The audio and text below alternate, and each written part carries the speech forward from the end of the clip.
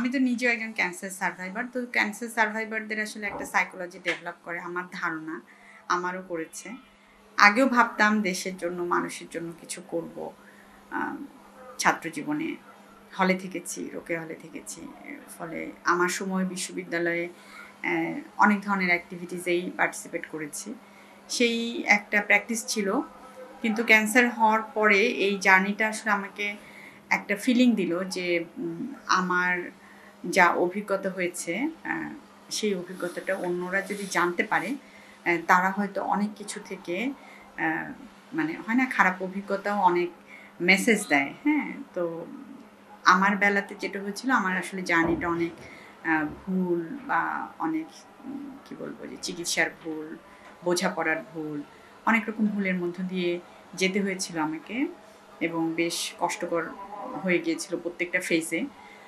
তো সেই জন্য আমার মনে হয়েছে যে প্রপার ইনফরমেশনটা পাওয়া জরুরি, কোথায় গেলে ভালো চিকিৎসাটা হতে পারে। আমাদের সকলেরই সীমাবদ্ধতা আছে, আর্থিক এবং অন্যান্য। এই সব মিলিয়ে আমার জার্নিটাকে আমার মনে হয় যে একটা ভালো কেস, ওই অর্থে যে এখানে অনেক রকম ভুলের থেকে যেমন তথ্য পাওয়া যায়, সেরকম আমি লড়াইটা করলাম শেষ পর্যন্ত, এবং এখন পর্যন্ত আমি ভালো আছি। এই পুরো ব্যাপারটা যদি অন্যরা জানতে পারেন, তারাও হয়তো তথ্যও যেমন পাবেন, হয়তো একটু মনের জোরটাও পাবেন। কি জানাতে চান, মানে যে ক্যান্সার হলেই যে শেষ হয়ে গেলাম, ব্যাপারটা এরকম না, আমাদের অনেক কিছু করার আছে। আমি যখন ক্যান্সার জার্নিটা আমার শুরু হলো, একটা পর্যায়ে গিয়ে আমি আসলে ফেসবুকে একটা পেজ করলাম, আমার কথাগুলো আমার মনে হলো যে লেখা দরকার। তো অনেক রকম ফিলিং থেকে মনে হয়েছে যে অন্যরা তো তথ্য পেতে পারে, কিন্তু ওই সময়টা আমার বেশি মনে হয়েছে যে আমি নিজে অনেক বেশি মানে আমার একটা হিলিং হয় লিখলে। হ্যাঁ, তো আমার নিজের জন্যই আমি আসলে লিখতে শুরু করলাম, এবং ওখানে লিখতে লিখতেই আমার লেখা পড়ে অনেকেই রেসপন্স করলেন, এবং অনেকে ফোন করতে শুরু করলেন যে ওনাদেরও কিছু কথা আছে। হ্যাঁ, কিন্তু মেয়েরা তো একটু কম বলে, খুব একটা, অনেক পারিপার্শ্বিকতা আছে, বলতে চান না। তো আমি প্রথমত মেয়ে হিসেবে বলছি, এবং আমার ক্যান্সারটা ছিল ওভারিয়ান ক্যান্সার, তো এরকম ফিমেল অর্গানে একটা ক্যান্সার নিয়ে বলছি। সেটাও অন্যদের বলতে আমি বিশেষ করে দেখেছি যে মেয়েরা আসলে খুব উদ্বুদ্ধ হয়েছেন। আমি প্রায় প্রতি সপ্তাহে 2-3টা ফোন পেতাম। আমি সেখানে একটা রিকোয়েস্ট করেছিলাম, যদি কেউ জানতে চান, আমার সাথে কথা বলতে চান, আমাকে সহজেই নক করতে পারেন। তো আমি যখন তাদের কাছ থেকে পেতাম, আমি যখন কথা বলতাম, কথা বলার পরে তারা আমাকে ফিডব্যাক দিতেন, আপু খুব ভালো লাগলো, হ্যাঁ আপনার সাথে কেন আগে কথা হলো না।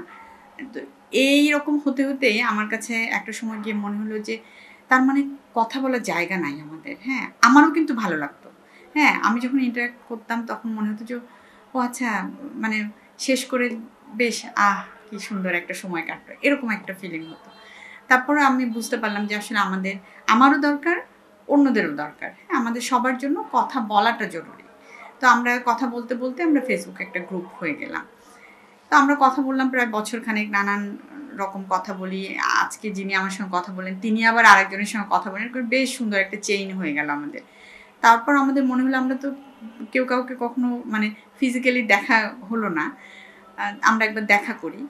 দেখা করার একটা আয়োজন আমরা করলাম 2023-এর ফেব্রুয়ারি 4 তারিখ, ওয়ার্ল্ড ক্যান্সার ডে। আমরা ওই দিনটা বেছে নিলাম। আমরা ঢাকা ইউনিভার্সিটিতে আরসি মজুমদার হলে একটা গেট টুগেদার মতো সার্ভাইভারদের। তো সেখানে আমরা ভেবেছি আমরা যারা কথা বলি রেগুলার তারাই আসবো, কিন্তু পুরো অডিটোরিয়াম মানে ছাপিয়ে গেল।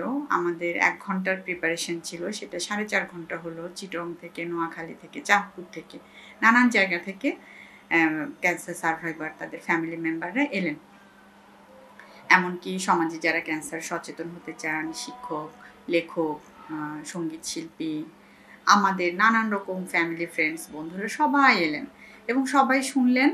আরও অনেকের কথা বলা হলো না, 4.5 ঘন্টার পরে আসলে আর কন্টিনিউ করা গেল না। তো যে কথাগুলো বলা গেল না বা যা বলা হলো তাও পুরোটা বলা হলো না, তখন আমাদের কাছে আরেকটা ফিলিং হলো যে তাহলে বোধহয় আমাদের নিয়মিত কথা বলার ব্যবস্থাটা থাকা দরকার। এটা করতে করতেই আমাদের মধ্য থেকে মনে হলো যে তাহলে আমরা একটা ফোরাম করি, যেখানে আমরা নিজেরা কথা বলবো, অন্যদের কথাও শুনবো। এভাবে করেই আসলে আমাদের যাত্রাটা শুরু হয়। এরপর 2023-এর জুনের প্রথম রোববার আসলে ক্যান্সার সার্ভাইভার ডে। এটা বাংলাদেশে আমরাই প্রথম চিন্তা করলাম যে ঠিক আছে, এটা বিশ্বের অনেক দেশেই সার্ভাইভার ডে সেলিব্রেট করা হয়, যে আমরা কেন করব না, আমরাও করি। তখন আমাদের মনে হলো যে সার্ভাইভার মানে খুব মানে কষ্টকর, খুব মানে একটা কী বল বিষাদময় জীবন, তা তো নয়। মানে আমরাও কাজে ফিরছি, আমরাও মানে জীবনকে আমরা বলি যে এটা একটা নতুন ফেজ লাইফে, হ্যাঁ, এই জীবনটাকে আমরা কন্ট্রিবিউট করছি সোসাইটিতে, করতে চাইছি অনেকেই।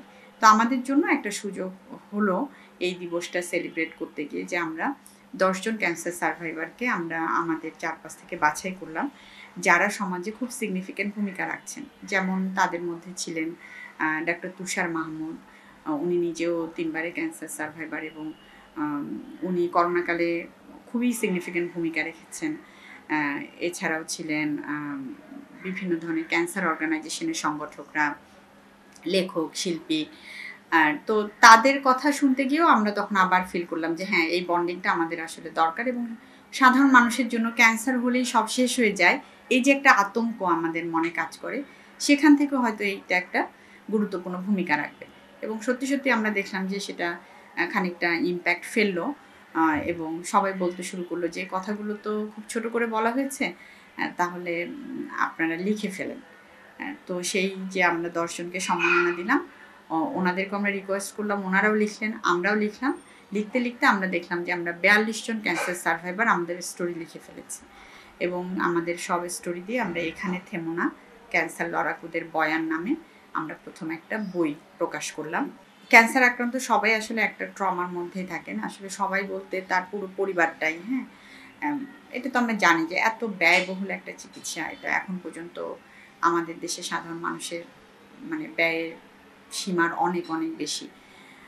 তো আমি এটাকে বলি আসলে সেটা আমরা চাই যে বাংলাদেশে একটা ন্যাশনাল ক্যান্সার ফান্ড রেজ করা হোক। এটা মানে রাষ্ট্রকে আসলে এই দায়িত্বটা নিতেই হবে। ক্যান্সার যে হারে বাড়ছে সে হারে মানসম্মত চিকিৎসার সুযোগ এখন আমাদের অনেক সীমাবদ্ধ, সুতরাং সেটা হওয়া দরকার। আর আমরা মেয়ে হওয়ার জন্য একটা মানে কী বলবো, একটা ভরসার জায়গা হয়তো আমরা তৈরি করতে পেরেছি খানিকটা। আমাদের কাছে কিন্তু যারা ফোন করেন, যারা কথা বলতে চান, তারা বেশিরভাগই মেয়েরা। এবং মেয়েদের তো বিশেষ কিছু পরিস্থিতির মুখোমুখি হতেই হয়। ধরেন যিনি বিবাহিত নারী, তার হয়তো সম্পর্কের টানাপোড়েন তৈরি হয়।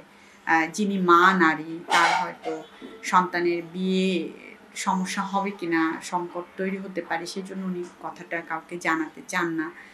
এই ধরনের কিছু স্টিগমা কিন্তু সমাজে এখনও রয়েছে। আমরা মনে করি যে কোনো একটি পরিবারে একজনের ক্যান্সার হওয়া মানে সেই পরিবারের সাথে সম্পর্ক তৈরি করলে সামাজিক কোনো সম্পর্ক, তাহলে সেটা মানে ক্যান্সার আসলে কোনো ট্রান্সমিটেড ডিজিজ ঠিক ওই অর্থে তো নয়, তাই না? তো আমাদের সেই জায়গাগুলোতেও সচেতন হওয়াটা জরুরি। আর আমি আমার মতো যারা সার্ভাইভার আছে, আমরা যখন কথা বলি তখন আমাদের কাছে ভালো লাগে যে অন্যরা খানিকটা ভরসা পান যে জার্নিটা কঠিন, কষ্টকর, কিন্তু সেখান থেকেও আসলে ফিরে আসা যায়। হ্যাঁ, তবে আমরা মনে করি যে সবাইকেই এই কষ্টকর জার্নিটা করতে না হোক, হ্যাঁ, যত কম জনকে করতে হয় সেটাই আমরা চাই। সেজন্য আসলে প্রিভেনশনের জায়গাতে আমাদের সবারই সচেতনতাটা ভীষণ জরুরি। বিশেষ করে মেয়েদের ব্রেস্ট ক্যান্সারের ক্ষেত্রে আমরা মনে করি যে আমরা যেহেতু এখনও সারা দেশের মেয়েরা আসলে যে মেথডগুলো দিয়ে মানে ব্রেস্ট ক্যান্সার আইডেন্টিফাই করা যায় বা কী বলবো যে টেস্টগুলো অনেক এক্সপেন্সিভ, সেগুলোতে যেহেতু আমরা এখনও সবাই যেতে পারছি না, তাহলে আমাদের হাতে কী আছে? আমাদের নিজেদেরকে পরীক্ষা করার একটা মেথড আছে, সেটা বলা হয় ব্রেস্ট সেলফ এক্সামিনেশন মেথড। আমরা মনে করি যে আমরা মেয়েরা যদি প্রতি মাসে 20+ বয়সের যে কোনো নারী নিজেকে এক্সামিন করি, এই মেথডগুলো ইউটিউবে অ্যাভেলেবেল আছে। কেউ যদি হাতে কলমে শিখতে চান, আমরাও এই ট্রেনিংটা দিচ্ছি। এরই মধ্যে ঢাকা ইউনিভার্সিটি 70 জন ছাত্রীকে আমরা এই ট্রেনিংটা দিয়েছি। আমরা সারা দেশে এই ট্রেনিংটা দিতে চাই। আর আমরা চাই যে মানে 9 থেকে 14 বছরের মধ্যে সকল কন্যা শিশু যেন যে সার্ভিক্যাল ক্যান্সার প্রিভেনশনের যে এইচপিভি ভ্যাকসিন রয়েছে সেটি যেন নেয়। এবং এটা নিয়েও আসলে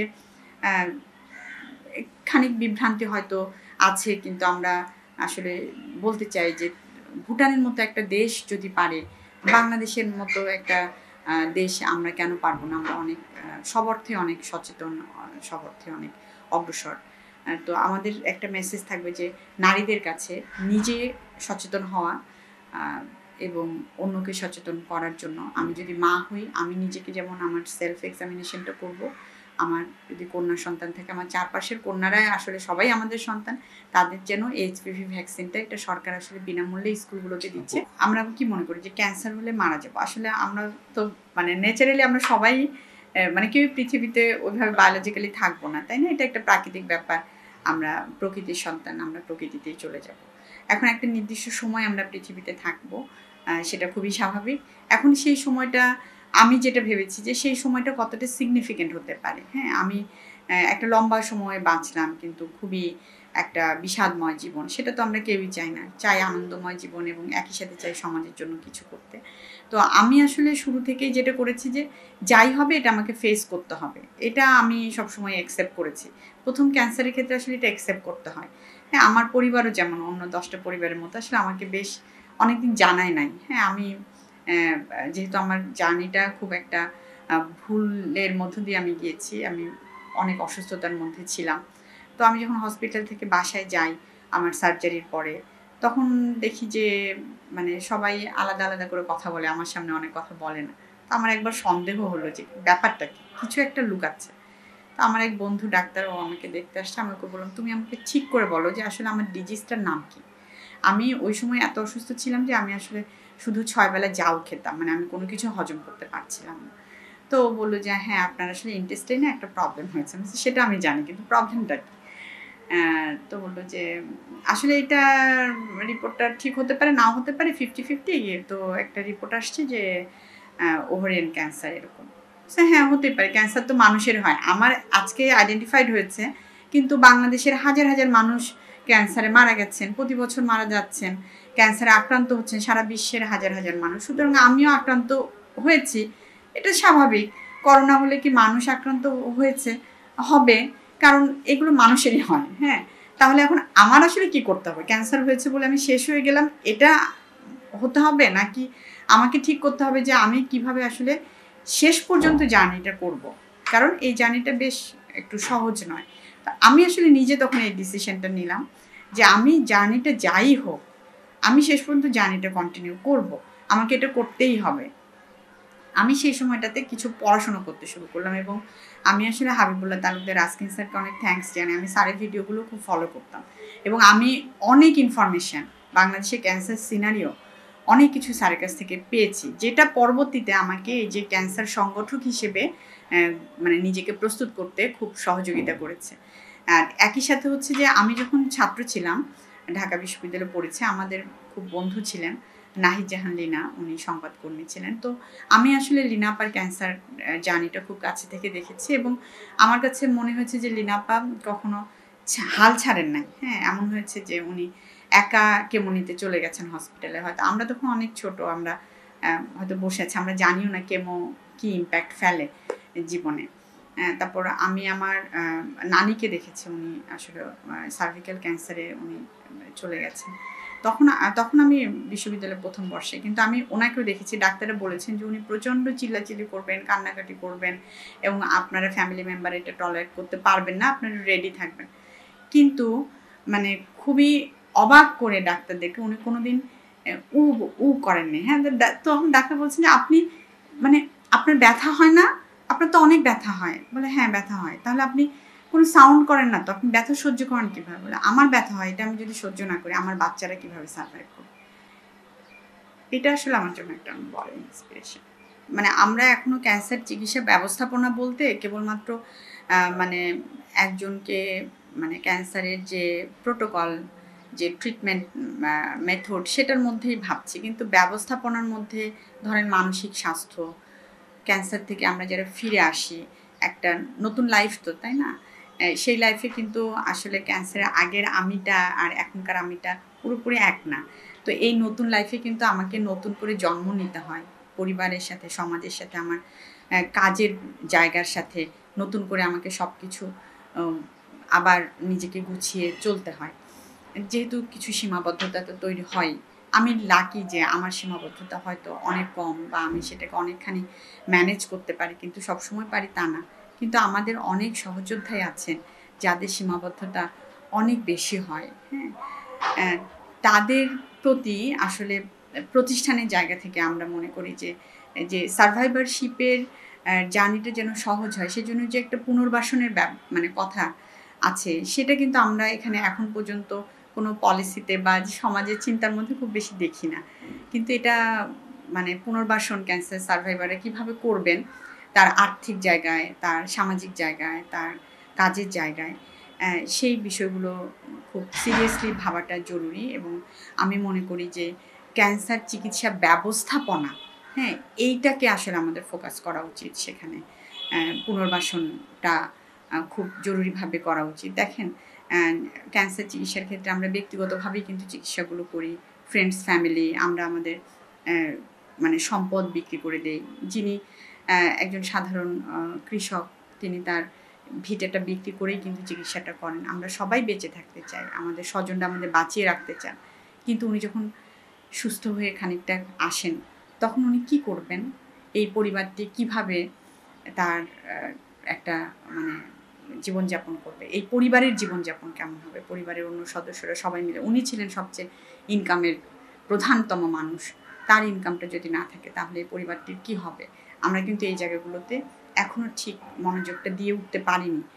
আমাদের খুবই রিকোয়েস্ট থাকবে যারা কাজ করেন তারা যেন এই জায়গাগুলো ভাবেন যে ক্যান্সার, আমি ক্যান্সার ফ্রি হলাম বা নতুন জীবনে আমি পদার্পণ করলাম, কিন্তু আমার পাশে তো আমার রাষ্ট্রকে আমি চাই, আমার পাশে আমি আমার পরিবারকে যেমন চাই, রাষ্ট্রকে চাই, আমি আমার সমাজকে চাই, পলিসি মেকারদের চাই।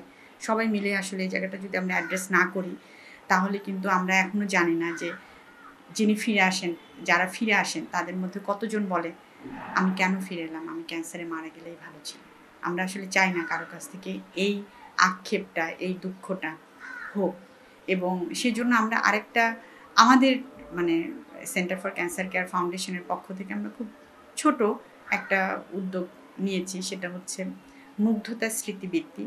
আমাদের মুগ্ধতা আমাদের বন্ধুর মেয়ে, ও 7 বছর বয়সে ক্যান্সারে মারা যায়। আমরা ওর পরিবারের সাথে কথা বলেছি এবং আমরা মুগ্ধতার নামে এই বৃত্তিটা চালু করেছি। ফিনান্সটা ওদের পরিবারের, কিন্তু পুরো আয়োজনটা আমরা কম্বাইন্ডলি করছি।